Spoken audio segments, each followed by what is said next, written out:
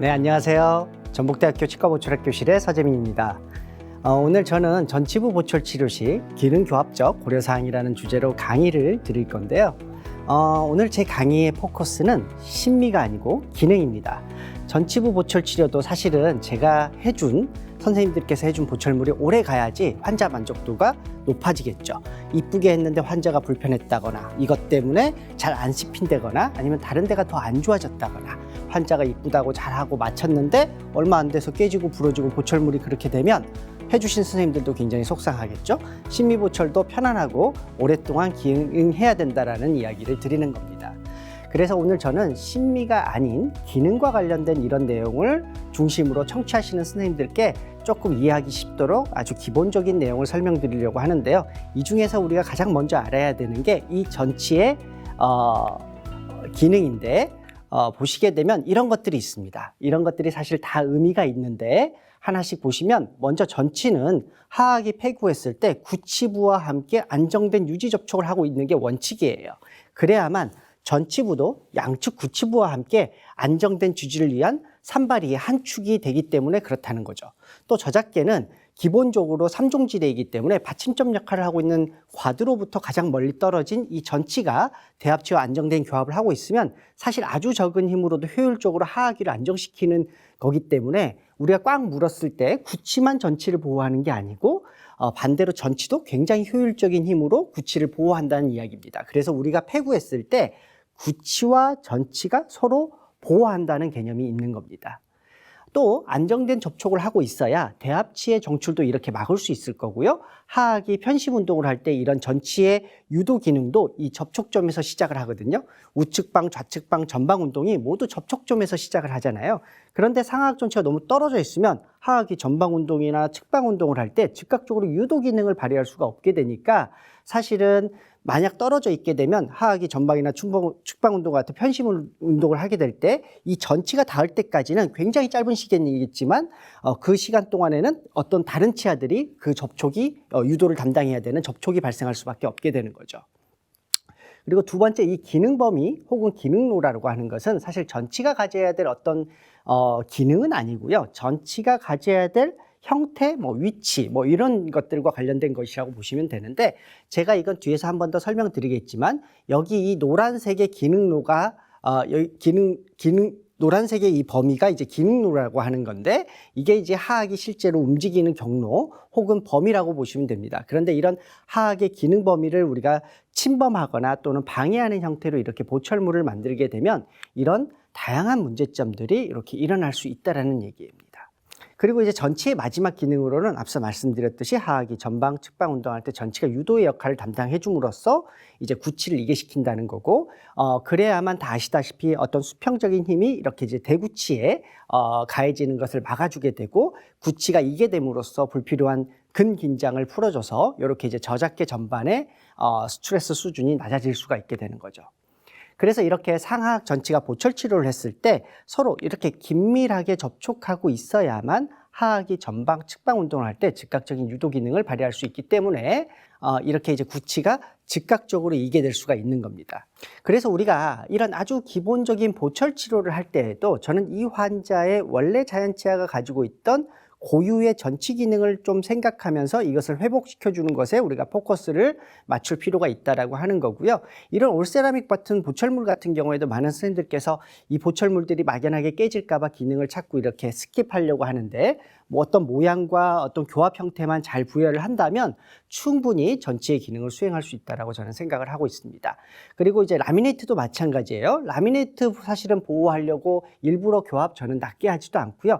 잘 접착을 했다 그러면 이렇게 이제 부드러운 유도 기능을 부여해도 문제가 없다고 생각이 듭니다. 대신 중요한 거는 치질과 라미네이트 경계 부분이 턱이 지면 안 되거든요.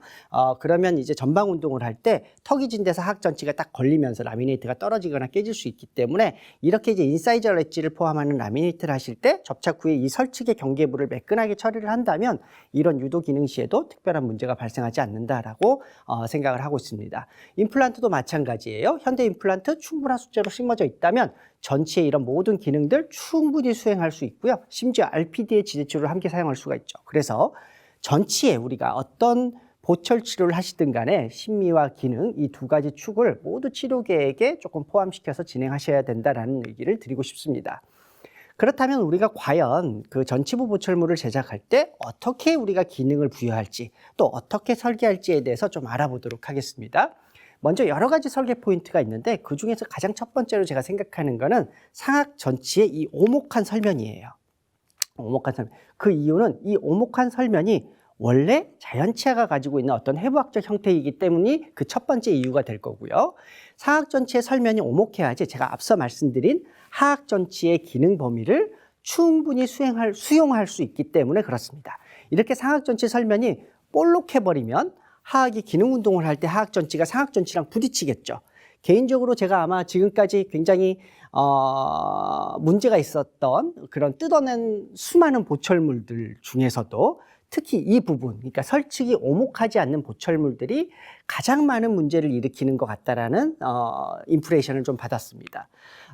다음으로 이제 두 번째 설계 내용은 뭐냐면 상악 전체의 평평한 싱글럼인데요. 이건 앞서 말씀드린 인사이절 엣지에서 내려오는 상악 설측면이 이렇게 충분히 오목하다고 하면은 그 밑으로 자연스럽게 이렇게 평평한 에어리어가 형성되는 거고 이게 싱귤럼이 되는 겁니다. 그런데 만약 설면이 오목하지 않다면 싱글럼도 안 만들어지게 되는 거죠. 그래서 설면의 오목함과 평평한 싱글럼은 같이 만들어지는 거라고 생각하시면 될 것 같습니다. 그래서 이렇게 평평한 싱글럼이 형성이 되고 여기에 하악 전치의 인사이절 엣지가 이렇게 접촉을 하게 되면 상하악 전치가 정지점을 가져서 서로 맹출하지 않기 때문에 안정이 될 것이고요. 교합이 저장력이 치아의 장축을 따라서 전달되기 때문에 역학적으로 훨씬 더 유리하게 되고 그렇게 해야지 향후에 어떤 상악 전치의 라비오 보전이라든가 이동이나 변이 같은 것도 잘 안 생기기 때문에 이렇게 해주는 게 상악 전치 보철물의 어떤 장기적인 신밀성에도 굉장히 유리할 수 있다라고 말씀드릴 수 있겠습니다.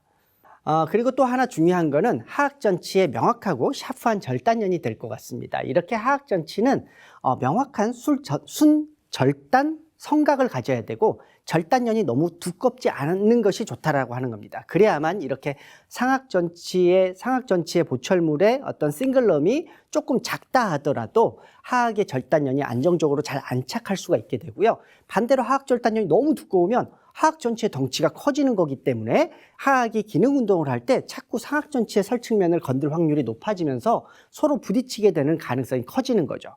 그래서 하악의 인사이절 엣지는 두꺼우면 좋지 못하다는 이야기를 드리는 겁니다.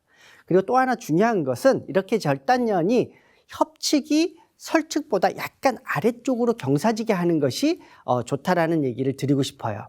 우리가 상악 전치의 설면 형태를 뭐라 그럴까요? 우리가 싱글럼을 아무리 좀 어떻게 보면 평탄하게 준다라는 말씀을 드렸는데 아무리 우리가 싱글럼을 평탄하게 준다 하더라도 약간 협측으로는 어느 정도 이렇게 경사가 지기 때문에 여기에 접촉하는 하악 전치의 인사이즈 엣지도 그 방향대로 협측으로 약간 경사지게 하는 것이 맞다라는 이야기를 드리는 거고 그리고 그렇게 했었을 때 조금 더 자연치에 가까운 신미성을 표현할 수 있을 것 같습니다.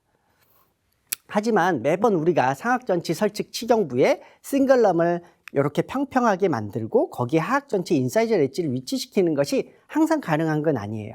그러려면 실제 한국인에서는 이 정도의 조금 과다할 정도의 버티컬 오버랩, 즉 버티컬 오버바이트가 있는 환자에서나 이제 가능한 경우가 많거든요.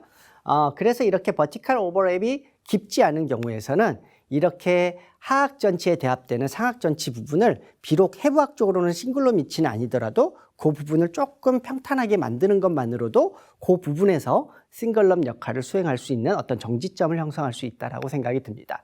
마찬가지로 이 경우도 이제 굉장히 오버바이트가 작은 경우인데 하악 전치와 접촉하는 부위가 싱글럼이 아니고 훨씬 더 좀 이쪽에 있다 하더라도 그 부분을 조금 평탄하게 만들어줘서 하악 전치가 접촉을 시키게 하고 그 위치에서 시작하는 이런 유도면을 이렇게 형성하는 것이 좋겠다라는 말씀을 드리는 겁니다.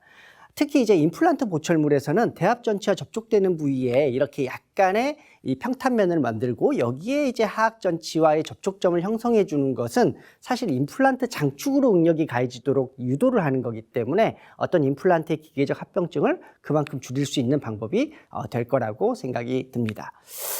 그러면 이런 상하악 간의 전치 간의 접촉은 과연 얼마나 세게 해줘야 될지가 중요한 부분일 텐데, 그래서 우리 현대 치의학에서 가장 대표적인 교합 양식 중에 하나인 상호성 보호 교합을 우리가 한번 살펴보면, 최대 교두 감압위에서는 전치혈의 교합이 분산되도록 하되 분명히 구치는 전치의 익세시브한 컨택을 방지해야 된다라고 명시되어 있거든요. 즉 이 이야기는 뭐냐면, 우리가 다물었을 때 구치는 좀 세게 물리고 전치는 조금 약하게 물려야 된다는 이야기가 되는 건데, 여기서 중요한 건 뭐냐면 그 전치에 약간 덜 물리는 그 양이 상당히 작다라는 거예요, 생각보다. 그래서 생각보다 상하 전치부가 서로 가깝다는 거고, 또 가까워야 된다는 이야기를 드리고 싶은 겁니다.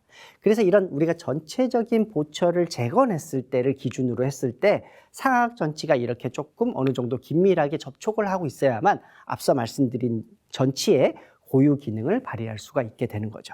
임플란트 전치부 보철물이라 하더라도 똑같습니다. 이렇게 이제 T스캔에서 보듯이 구치부보다는 전치부가 강하지는 않지만 상하악 전치가 서로 근접해서 위치하는 것이 훨씬 더 기능적이고 합리적이라는 이야기가 되겠습니다. 다만 우리가 이제 생리적 교합, 그러니까 피지올로직 오클루전의 개념처럼 원래 환자의 전치가 태생적으로 긴밀한 접촉을 하고 있지 않는데도 불구하고, 예를 들자면 오픈바이트를 가지고 있어요.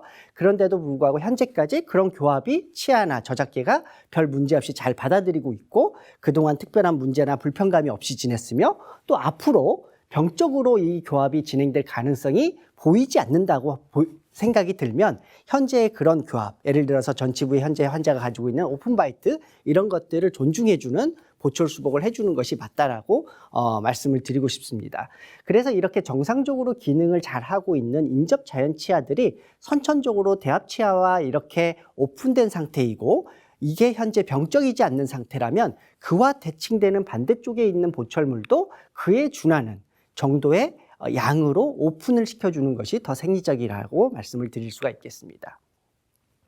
그래서 결론적으로 제 생각에는 한두 개의 소수의 전치를 수복할 때는 인접치에 준하는 교합 강도를 부여하시면 될 것 같고요. 만약에 다수의 전치를 수복하는 것처럼 우리가 재건을 해야 되는 상황이라면 일단 임시보철물로 굉장히 긴밀한 교합을 형성해서 최대한의 기능을 부여를 해놓고요. 사용하는 과정에서 발생하는 어떤 불편감이나 어떤 문제점을 파악해서 없다면, 만약 그런 불편감이 없다면 그런 기능들을 그대로 최종 보철물로 부여하면 될 것 같고요.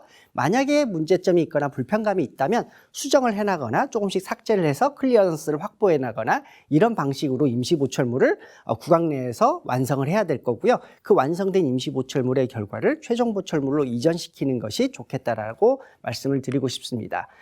그리고 이제 하악이 전방 운동을 할 때에도 저는 개인적으로는 사실 11번하고 21번 치아가 이렇게 전방 유도를 담당하면 가장 좋겠고요. 그 중에서도 이렇게 11번, 21번의 근신면을 따라서 유도되는 것이 가장 이상적이지만, 더 중요한 거는 여하튼 2개 이상의 치아가 한 쌍을 이뤄서 유도를 담당해주면 더욱더 좋겠습니다. 그리고 이제 이렇게 전방 운동이 쭉 진행돼서 상악과 하악 절단연이 서로 닿을 때에는 상악 중절치 2개하고 이렇게 하악 전치 4개가 서로 절단연이 동시에 접촉하는 상태가 조금 더 안정적인 것 같고요. 그리고 이렇게 이제 치관 길이가 작거나 치관 길이가 좀 짧거나 아니면 오버바이트, 즉 이제 버티컬 오버랩이 조금 작아서 우리가 긴 유도면을 우리가 나올 수 없는 경우들, 형성할 수 없는 경우라도 요렇게만이라도 굉장히 짧게라도 유도를 형성해주면 조금이라도 구치를 이기할 수가 있거든요. 그래서 이렇게 조금이라도 구치가 이기가 되면 저작근의 긴장이 딱 그때 끊어지기 때문에 치관 길이가 좀 짧거나 오버바이트가 작은 경우라 하더라도 유도 기능을 포기하지 마시고 최대한 부여를 해드리는 것을 추천드리겠습니다. 네, 다음으로 이제 측방 유도에 대해서 설명을 드리자면, 다 아시다시피 대표적으로는 우리가 견치 유도랑 군 기능이 있겠습니다만, 견치 유도가 더 우수하냐, 군 기능이 더 좋냐, 이렇게 단순히 논하는 것은 의미가 없을 것 같고요. 환자의 상태에 따라서 개개의 환자에게 좀 이득이 많은 교합 양식 선택하는 것이 맞다고 보고요. 그래서 견치 자체의 치질이 건전하고 치주 상태가 좋다면 견치유도 좋다고 이제 저는 생각을 하고요. 만약 견치가 없거나 비정상적인 위치에 우리가 견치가 있다거나 아니면 견치의 치주 상태가 좋지 못하다, 또는 견치 자리에 임플란트 있는데 그 응력을 조금 더 분산시켜주고 싶다라고 한다면 군 기능을 해주는 것이 좋게 되는 거겠죠. 그래서 견치유도의 장점은 사실 명확해요. 3종 질에인 저작계에서 과도로부터 가장 멀리 떨어져 있고 이런 해부학적인 특징들을 가지고 있기 때문에 견치유도가 가지고 있는 유리한 점은 분명히 많습니다. 특히 이렇게 이제 견치유도 교합은 견치만 길게 만들기 때문에 사실 젊은 환자에게 굉장히 심미적으로 좋고요. 견치만 유도각을 높이면 되니까 사실 교합을 만들어주기가 너무 쉽습니다. 그렇지만 견치유도는 실제로 인구의 불과 26%밖에 없다라는 게 사실 모든 환자를 견치유도로 하는 것이 과연 맞는가에 대한 의문이 드는 부분이 되겠고요. 이 케이스는 제가 전학을 수복한 증례인데 이렇게 이제 바이탈에 건전한 치질을 가지고 있는 23번 견치에 우리가 조금 스티프한 유도각을 부여한 것에 비해서 반대로 이렇게 이제 23번에 근관 치료도 했고 이렇게 짧은 포스트가 들어가 있고 또 남아있는 치질도 거의 없는 요 13번에 똑같은 유도각을 우리가 부여를 했을 때 이 둘의 애우가 다르다는 거예요. 그래서 결국 보시면 보철물 장착 후에 한 5개월째 됐을 때 포스트 코어가 되어 있었던 13번 견치는 부러지게 됐어요. 그래서 결국 13번은 발치를 하고 임플란트를 심었고 결국 우측방 유도각을 낮추면서 후방의 소구치와 함께 이렇게 군기능으로 부여를 해줬던 케이스가 되겠습니다. 그래서 이렇게 견치가 구조적으로 약한 경우에는 군기능이 조금 더 생리적일 수 있다는 거예요. 왜냐하면 군기능은 기본적으로 유도를 혼자 담당하지 않고 사실 후방이나 또는 전방의 다른 치아들과 함께 유도를 같이 하기 때문에 견치에 가해지는 응력이 조금 더 분산된다는 거고 더불어 이제 유도각이 아무래도 소구치와 견치가 비슷해져야 되기 때문에 견치가 결국 소구치의 유도각을 어느 정도 따라가게 되면서 유도각이 조금 더 완만해지는 경향이 있거든요. 그래서 유도각이 완만하다는 거는 사실 그 지대치에 걸리는 토크가 조금 더 작아진다는 의미가 있으니까 이 견치에 걸리는 어떤 응력을 조금 더 줄여준다는 측면에서는 의미가 있을 수 있을 것 같습니다. 그래서 이렇게 이제 견치가 상실된 경우라든지 아니면 견치가 치주적으로 약해진 경우에 있어서도 군기능이 조금 더 생리적이라고 말할 수 있을 것 같고요. 이 증례도 보시게 되면 상하 좌우에 모두 다 사실 견치가 있긴 하지만 이렇게 견치의 치주적 상태가 좋지 못하다면 그 뒤쪽에 있는 임플란트를 우리가 적극 활용해서 이걸 군기능으로 이렇게 수복해 주는 것이 자연견치를 조금 더 구강 내에서 더 오랫동안 기능할 수 있도록 하는 생리적인 방법이 될 거라고 저는 생각을 하고 있습니다. 이제 마지막으로 제가 이제 설계 내용의 마지막 내용으로 하악의 기능 범위에 대해서 조금 더 말씀을 드리겠는데 앞서 다 말씀드렸듯이 사실 기능 운동로는 하악의 기능 운동을 할 때 실제로 움직이는 범위인데 이렇게 이제 한 개 운동로 안에서 훨씬 더 작은 범위로 이렇게 존재를 하고 있습니다. 그리고 그 기능 범위를 보철물이 침범하면 이런 문제가 발생한다. 그리고 상악전치 보철물이 오목한 설면을 가지고 있지 않다면 이런 문제들이 발생한다라고도 말씀을 제가 드렸습니다. 그래서 우리가 지대치를 삭제할 때 이렇게 설면 삭제를 충분히 하지 않게 되면 당연히 설면이 오목한 그런 보철물을 만들 수 없게 되고 보철물이 오버 컨투어가 되기 때문에 당연히 이렇게 설축으로 오버 컨투어가 되면서 하악의 기능 범위를 이제 침범하게 되니까 보철물의 커넥터도 부러지게 되고 그 다음에 대합치가 마모되기도 하고 이런 지대치의 외상성 어떤 치주 문제들도 발생하게 되는 겁니다. 그래서 이렇게 충분히 우리가 지대치의 설측면을 삭제하는 것이 생리적이고 어떤 기능적인 보철물을 만드는 것에 가장 기본이 된다라고 말씀드릴 수가 있겠고요. 그래야만 기능 범위와 조화를 이룰 수 있는 이런 오목한 상악 전체 설면을 가진 보철물을 제작할 수가 있는 겁니다. 그런데 여기서 좀 더 추가적으로 중요한 것은 뭐냐면 이 오목함의 정도가 환자의 기능 범위에 따라서 다 달라질 수밖에 없게 되는데 환자의 기능 범위가 훨씬 더 수평적이라면 이렇게 사실은 이제 상악전치의 오목함이 조금 더 심해져야 될 것이고 아니면 상악전치가 조금 더 협축으로 뻗어져야 될 것이고요. 환자의 기능 범위가 조금 더 수직적이라면 많이 오목할 필요가 없게 되는 거고 또 상악전치도 더 설축으로 더 들어갈 수가 있게 되는 거죠. 마치 옥리처럼요. 그런데 문제는 이 하악의 기능 범위라는 것이 환자 개개인마다 다 다양하다는 거예요. 더 문제인 건 뭐냐면 이 다양한 기능 범위를 개별적으로 트레이싱 해가지고 이걸 교합기상에다가 재현하는 것이 사실 원천적으로 불가능하다는 것에 있습니다. 사실 교합기는 한 개 운동만 재현할 수가 있어요. 현재로서는 그렇습니다. 물론 이제 지금 디지털이 발전되면서 페이셜 스캔하고 그다음에 조모션 트래킹 같은 기술이 나오게 되면서 하악의 어떤 기능 운동을 CAD상에서 가상교합기에서 재현할 수 있는 기술들이 다 나오고는 있거든요. 이게 아마도 이제 조금 더 정교해지면 이런 부분들이 좀 극복이 되지 않을까 생각이 들지만 현재 어떤 아날로그 교합기에서 환자의 기능 운동 범위를 재현하는 것은 사실 원천적으로 불가능하기 때문에 그래서 우리가 결국 현재로서는 어떤 방식을 써야 되냐면 이렇게 이제 한두 개의 소수 전치를 수복할 때는 인접치아들이 주는 이런 많은 정보들을 받아들여서 인접치와 최대한 비슷한 형태의 보철물을 만드는 것이 중요하겠습니다. 실제로 인접치아와 대합치가 주는 정보를 잘 받아들이면 우리가 소수의 전치를 수복할 때는 그렇게 디자인을 해야 될 부분이 많지 않습니다. 이렇게 이제 치아 길이라던가 아니면 순면의 협설 경사, 절단면 두께 이런 것들은 사실은 어떻게 보면 인접치아가 주는 어떤 심미적인 조화 부분에서 사실은 고정값이 돼버리는 부분이 있고요. 또 어떤 교합점의 어떤 수직적인 수평적인 위치도 결국 대합체에 의해서 고정값이 되기 때문에 결국 우리가 조절해야 될 부분은 어디냐면 이 부분밖에 안 되는 거예요. 접촉점 3방의 이 설면만 우리가 디자인하면 된다는 거예요. 그래서 결국 이 설면을 인접치와 유사한 정도로 오목하게 하고 인접치와 비슷한 유도각을 가지도록 만들어주면 된다라는 말씀을 드리고 싶은 겁니다. 다만 전체 전반적인 재건이 필요한 경우라면 한두 개만 하는 것이 아니고 전반적인 재건을 필요로 하는 경우라면 이런 사실은 요소들을 환자의 심미적인 기준과 술자가 가지고 있는 어떤 교합 철학에 맞춰서 임의적인 값으로 설정을 해서 우리가 임시보철물을 만들어 놓고 이걸 구강 내에서 수주 동안 오랫동안 사용하게 해서 이 임시보철물이 스스로 마모되게 함으로써 환자 개개인의 어떤 기능로의 흔적을 이 임시보철물에 남기게 하는 과정이 중요하다는 겁니다. 그리고 나서 그렇게 오랫동안 사용한 임시보철물의 형태를 어떤 방식으로든 최종보철물로 이전시키면 되는데 요새는 다 이렇게 이제 CAD상에서 임시보철물의 형태를 아주 쉽게 주 모형에다가 오버래핑 시킬 수가 있기 때문에 좀 손쉽게 임시보철물의 형태를 최종보철물로 이전시킬 수가 있게 되겠습니다. 그래서 요즘은 이렇게 실제 임시보철물하고 최종보철물의 형태가 거의 유사하고요. 그렇기 때문에 보통 임시보철물 과정까지 잘 문제없이 끝냈다라고 하면 최종보철물 장착 과정에서 조정하는 시간이나 노력들 상당히 감소했고 최종보철물 딜리버리 후에 이게 환자가 적응 잘하는지 뭐 이런 것들에 대한 염려라든가 스트레스가 상당히 줄었다라고 말씀을 드릴 수가 있겠습니다.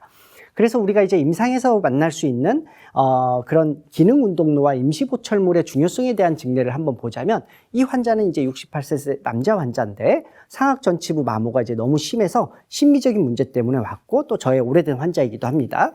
파노라마 상에서도 보시게 되면 상악 전치의 마모가 이제 다 심하지만 특히 21번, 22번의 마모가 굉장히 더 심하죠. 그래서 상악 6전치의 수복을 진행을 했는데 보시면 임시보철물에서 21번하고 22번만 그것도 인사이절 엣지 부분만 깨져나갔어요. 보철물이 통째로 깨진 것이 아니고 인사이절 엣지의 설측 부분만 깨진 거죠. 이 이야기는 21번하고 22번의 교합 강도가 센 것이 아니고요. 하악이 기능 운동 범위를 할 때, 기능 운동을 하게 될 때 그게 살짝 좌측으로 이렇게 치우쳐져 있고 그게 21번과 22번 부위로 가깝게 접근했다는 이야기를 드리는 겁니다. 이런 것들이 사실은 우리가 진료실에서 환자를 딱 보고 파악할 수는 없어요. 오랫동안 사용한 임시보철물이 우리에게 알려주는 정보가 되는 겁니다. 그래서 저는 최종 보철물의 교합 조정을 할 때에도 21번과 22번의 교합 강도를 낮추는 것이 아니고요. 인사이절 엣지의 바로 설측면, 바로 이 부분을 이제 교합 조정할 때 계속적으로 이제 오목하게 만들면서 교합 조정을 한다라고 하는 거죠. 사실 더 완벽한 치료를 해줄 수도 있겠지만 이런 행위만으로도 우리가 추후에 어떤 불편감이나 기계적인 합병증 같은 것들을 좀 많이 줄일 수 있는 방법이 된다라고 생각하고 있습니다. 이 환자도 보게 되면 이렇게 다수의 전치를 우리가 임플란트로 수복하는 경우에 기능을 부여한 임시보철물을 좀 오랫동안 사용하는 것은 기본적으로 매우 중요하겠는데 만약에 임시보철물을 사용하는 과정에서 환자가 이렇게 임시보철물의 순면을 조금 수정해달라는 요구를 해서 우리가 순면을 설측으로 이렇게 이동을 시키게 되면 이러한 순면 형태의 변화는 이렇게 설면의 유도각을 더 사실은 경사지게 할 거고요.